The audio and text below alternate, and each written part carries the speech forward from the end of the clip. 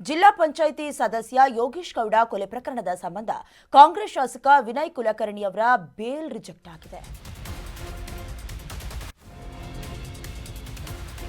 ಜಿಲ್ಲಾ ಪಂಚಾಯಿತಿ ಸದಸ್ಯ ಯೋಗೀಶ್ ಗೌಡ ಇವರ ಕೊಲೆ ಪ್ರಕರಣದ ಸಂಬಂಧ ಕಾಂಗ್ರೆಸ್ ಶಾಸಕ ವಿನಯ್ ಕುಲಕರ್ಣಿ ಬೇಲ್ ರಿಜೆಕ್ಟ್ ಆಗಿದೆ. ಅರ್ಜಿಯನ್ನ ವಜಾಗೊಳಿಸಿರೋದು ಜನಪ್ರತಿನಿಧಿಗಳ ಕೋರ್ಟ್. ಸಾಕ್ಷಿಗಳ ಮೇಲೆ ಶಾಸಕ ಒತ್ತಡ ಹಾಕ್ತಿದ್ದಾರೆ ಅನ್ನುವ ಆರೋಪ ಕೇಳಿಬಂದಿದೆ. ಹೀಗಾಗಿ ಜಾಮೀನು ಅರ್ಜಿಯನ್ನ ವಜಾಗೊಳಿಸಿ ಕೋರ್ಟ್ ಆದೇಶವನ್ನ ಹೊರಡಿಸಿದೆ. ಹಾಗಾಗಿ ಸದ್ಯಕ್ಕೆ ಶಾಸಕ ವಿನಯ್ ಕುಲಕರ್ಣಿಗೆ ಜೈಲೇ ಗತಿ. ಸಂಪುಟ ಪುನರ್ರಚನೆಯ ವೇಳೆ ಸಚಿವ ಸ್ಥಾನದ ಆಕಾಂಕ್ಷಿ ಅನ್ನುವಂತ ಹೆಸರು ಕೂಡ ಕೇಳಿಬಂದಿತ್ತು. ಮಂತ್ರಿಗಿರಿ ಹುದ್ದೆ ಆಸೆಗೆ ಕೋರ್ಟ್ ಈಗ ತಣ್ಣೀರು ಎರಚಿದೆ. ವಿನಯ್ ಕುಲಕರ್ಣಿ ವಾಲ್ಮೀಕಿ ಹಗರಣದಲ್ಲಿ ಜೊತೆಗೆ ಕೊಲೆ ಕೇಸ್ನಲ್ಲಿ ಈಗಾಗಲೇ ಒಳಗೋಗಿದ್ದಾರೆ.